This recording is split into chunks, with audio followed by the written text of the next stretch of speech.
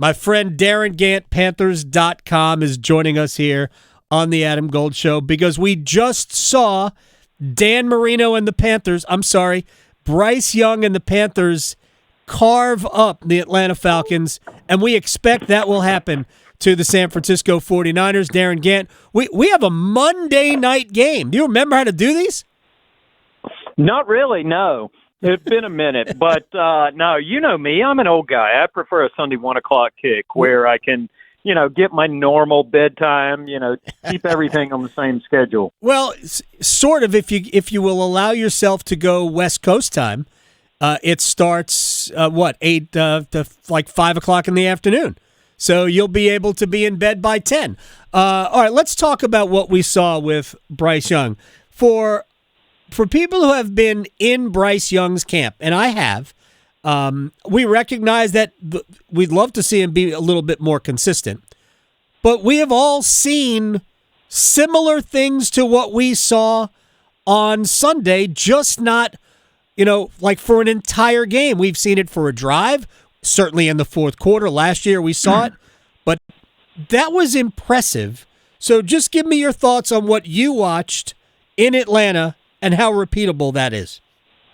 Well, here's the thing, and I think this is the core issue at work here. And there's just, as it turns out, there was just a story published on Panthers.com. Bryce Young's a tough kid. Yeah. Okay? Bryce Young is tough, and that is more important, I think, than any of the other stuff about the game and the routes and the receivers and all that kind of stuff. His offensive linemen, offensive linemen are used to being in car crashes 65 or 70 times a game. Yeah. Those guys all look at him, all 5'10" and 200 pounds or whatever of him, and they're like, yeah, that's our dude right there. He's got the street cred with the offensive linemen to be able to pull off comebacks. They've seen him come back from taking 62 sacks as a rookie, getting benched last year. So, taking a shot to the ankle and getting taped up and getting back out there isn't that big a deal because they've seen him overcome. Resilience is kind of his thing at this point. So I think to me that's the big picture benefit of all this is that, he has shown time and again that he's good at the bouncing back. Now, I guess it's a little like Seve Ballesteros being great out of the rough. You'd rather not be in the rough, but at the same time, the ability to know how to get out of it is a real-world skill. Darin Gantt dropping a Seve Ballesteros reference here blows me away. Absolutely blows me away. That wasn't on the bingo card. No, today, I didn't. Big boy. You blindsided me. I feel like Bryce has at certain times this year. The development of the passing game, look, I get why they didn't want to throw it a lot in Green Bay. You don't want to get Micah Parsons in Green Bay, and they knew that the way to win that game was to frustrate the Packers. I was frustrated with taking that same game plan against the lesser team because you don't really have to play that way to beat the Saints, and I think it backfired. What do you think the growth is of Dave Canales coming out of the Saints game and realizing that, we need to throw it more, even though Atlanta's been pretty good against the pass and not so good against the run? Well, the whole game is built on adapt and react, right? You see, you learn, you process, you grow. So it's just kind of the natural growth. I think one of the things, and this is worth keeping in mind too, and I mentioned this in last night's Ask the Old Guy mailbag. Dave Canales is now 28 games into his life as an NFL head coach. So he's still doing stuff for the first time through. He's still learning on the job in the same way a lot of the people around him is. He's been in the league and, he's worked under Pete Carroll, of course, and been a coordinator and called plays and all that sort of fun stuff. But he's still experiencing a lot of things for the first time. And I think learning how to adapt on the fly, learning how to change game plans, which they've done several times over the course of the year. That was necessary. You mentioned the Saints game. I remember Rico Dowdle after that one. It's like, listen, the Saints came loaded box early, and they were dropping safeties out of the sky. And I was like, what, are they paratroopers? Basically. It's just one of those things you've got to adapt to week to week. but they kind of, even though, and that's what's impressive to me about the Atlanta game, the most passing yards they've given up in a game was the 259 Drake May put on them. Yeah. Bryce almost, he put another 2 bills on top of that.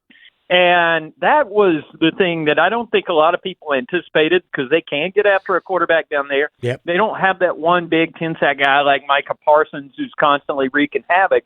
They've got a bunch of dudes, and they come at you from a lot of angles. They've got really active safeties and do a lot of cool stuff defensively. But, man, he picked them apart. Darin Gantt, Panthers.com, is joining us here on the Adam Gold Show. Ask the Old Guy. You got to check it out. I mean, the stuff, you guys do amazing work on the team site. Here's the thing. I'm a fan of your professional work and you personally. So all of the stuff that you just said about Bryce and the offense are true. The Falcons still got to him 5 times. There were still 5 sacks. And he made plays, escaping a rush, stepping up in the pocket, throwing, off, I'd say off platform, but off the ground. We see throws where he's got both feet in the air when he throws the ball. And that should I hope it gives the head coach confidence. I hope it gives people confidence in him, because I think he earns that when he is allowed to do that. And I think we saw that at the end of games last year. How many fourth quarter drives did Bryce Young engineer a year ago? And even this year he has done it. How much is he's up to 10 game-winning drives in the fourth quarter and overtime, which is more than any quarterback in the NFL since 2023, as a matter of fact. That is, did you write about that at Ask the Old Guy? You know what? It may have come up.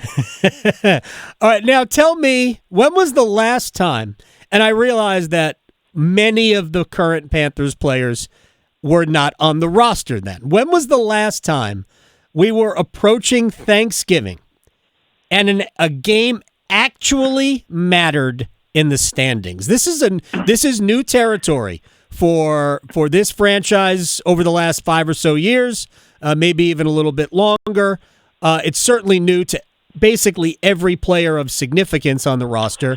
When was the last time that happened? Well, I mean, if you ignore 2022, when Steve Wilkes was the interim coach and had them playing for the division title on New Year's Day in Tampa. I mean, other than that, yeah. I mean, that was obviously different, because everybody knew you were dealing with an interim coach. The stakes were different. Everybody knew there was going to be change on the backside of that. But other than that, I mean, you're talking about it's been since 17 for a lot of this stuff. I mean, we keep going back to those things, first time since, and they've kind of pushed through the 2022, 2023. Now you're in 19. Now you're in 18 and 17. It's not uncharted territory, but there ain't a lot of people around here who've charted it. It's, the amount of people who remember what it's like when they've been in games. I mean, even if you go back to that Wilkes run during the end of 22, there wasn't that many dudes. There's probably 10 or 11 dudes on this roster who were around for that. It's turned over in a hurry. You're talking about your J.C. Horns, your Derrick Browns, your J.J. Jansen of the world, Taylor Moton, Ike Ekwonu, that's about it. And it's not a lot of guys who remember 2022. So it's a new thing. But that's what strikes me about, and as a matter of fact, not to shamelessly plug it again, but the top of last night's Ask the Old Guy was basically about all this stuff is new. This is a very young team, and they're learning new stuff every week. They've shown they can do the comeback. They've shown they can win on the road. They've shown they can handle being a favorite against the Jets. Now what they've got to do is learn how to deal with prosperity, and they've got to learn how to play in games that have stakes coming down the stretch, because that's something most of these people have not done. Yeah, I mean, that is true. And I said, we may have even had this discussion as we approached the season, when everybody was excited by what we saw at the end of last year. I simply said, I'm not sure what value to put on it, because there was no pressure to win the game. There was pressure to perform and all of that. I'm not saying that the game was just a practice. It was stakes-free. Yeah. No, you're right. I mean, it absolutely was. It was stakes-free. It was brand new stuff. It was house money, if you will. But it's, this is obviously different. And I think most people who went into the season looking at the Carolina Panthers understood that this was kind of a transition year. Would you like to contend? Would you like to be playing meaningful football in November, December? Of course you would, but it wasn't necessarily the requirement. It was like, okay, let's continue to develop. You hear Dan and Dave use these words all the time: develop, grow, build. That was kind of the point of 2025 for the Carolina Panthers.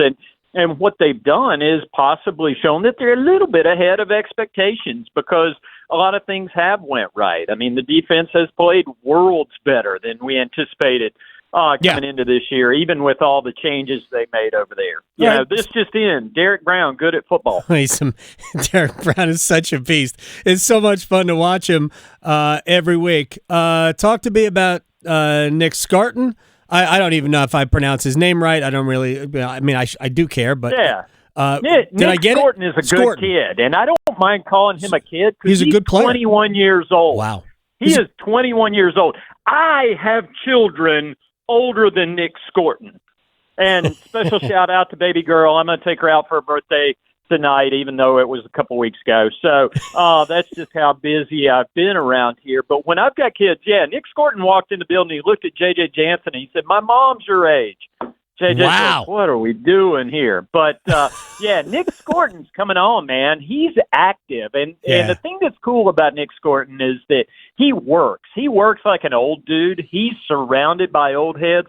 I was talking to him the other day about, the halftime scene the other day down in Atlanta. Derrick Brown apparently walked in the locker room and spoke a few words, shall we say. He went to church on these guys, and Nick said, "That's the blueprint right there. That's what I'm trying to be when I grow up," basically. And he's got good role models to follow in Ashawn, in Derrick, in other dudes in that room, like DJ Wanham, Pat Jones, who's on IR, is another one of those. He's got that old head energy, and Nick is hanging around with enough of those guys, but he's got a maturity beyond what the typical 21-year-old walking into the NFL has. So I think that serves him well. He's active as a pass rusher. I mean, he's getting back there and making some plays, but to me, it's the way he's working and the way he's kind of earned the respect of those old dudes that kind of speaks to what he's doing early on. All right, let's talk about Monday night's game against San Francisco. I know J.C. Horn was talking about going up against Christian McCaffrey, but for this offense to go up against, I know traditionally San Francisco's been a great defense, but there are two major pieces that are not there in Nick Bosa and Fred Warren, and those are two of the best players in the entire sport at their positions, and their defense has become vulnerable. This is doable, and I thought even weeks ago when we were looking at it, I said that's a winnable game. I think San Francisco's playing great right now, and they get Brock Purdy back. But where do you think are areas they can attack? Well, I mean, obviously, all that stuff you said is true. It's still trying to stop Christian McCaffrey when your linebackers might be Claude Charolette and Chris Barnes. I mean, we don't know, and we won't know until the injury report comes out later this afternoon on Panthers.com exactly what their status will be. But both those guys are carrying around some injuries. So I think that's the big thing. But in terms of where you can get after anybody, I mean, right now you've got two backs that can do it. Rico Dowdle has cooled off a little bit, and I think that's a little bit predictable too. You're talking about him and Chuba Hubbard. These are 200 carry a season guys, not 300 carry a season guys. And so when you have extra workload, that's when cramps happen. That's when you get dinged up. I mean, Chuba admitted the other day that he probably came back too early from his calf injury. And I mean, this is just me being a shade tree psychologist, but he also felt threatened because somebody else was playing with his toys. But, they've got a couple guys that can run. And after showing last week that you've got a little more diversity in that passing game than maybe some people thought, to me, it's getting the XL greased Yes. up. It's getting Jalen Coker involved, seeing those guys get down the field. That's where the progress lies for the Carolina Panthers. I mean, we knew T-Mac was good at this. He's on pace for a top 15 all-time rookie season. We know they can run it. We've seen both Rico and Chuba do it. Seeing XL again, seeing Jalen Coker make plays, that's where this team can make some hay and really start to grow. I mean, listen, they made a deliberate decision to go young with a lot of dudes this year. When you trade Adam Thielen, you're not just trading away a receiver. You're changing philosophy. It's like, okay, Bryce, no more safety blanket for you. You and these young kids, y'all learn and grow up together. Yeah, you know, they traded Adam Thielen because they knew that Jalen Coker was coming, right? And that he was going to take over that spot, and then they didn't have him because he got hurt. And I think it took him a long time, even after coming back. It took him a few weeks to finally, get comfortable with everything. But I thought he was a huge part of what they did in Atlanta.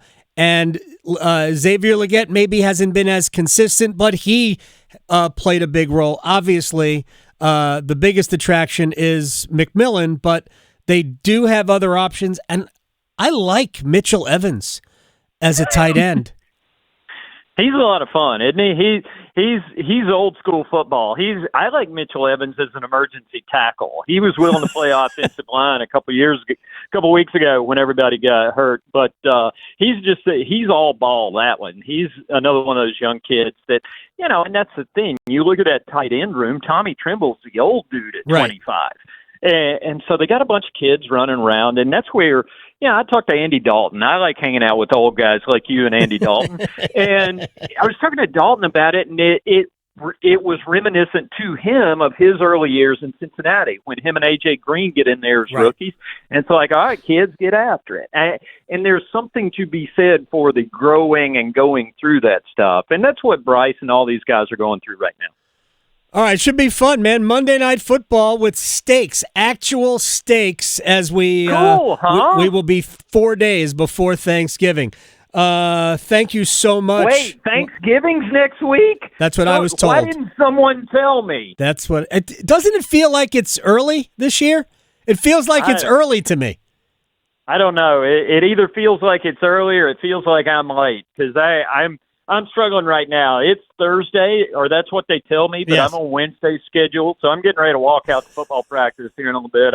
I don't know what day of the week it is, so don't come at me with Thanksgiving. Am I supposed to cook? I have no idea. I don't know. If you do the cooking, then yes. If you don't, no. Just grab a diet Pepsi or a champagne of beers. Which what if I just show up with a bottle of wine and provide witty banter and entertainment for the crowd? Will that work? That sounds good to me.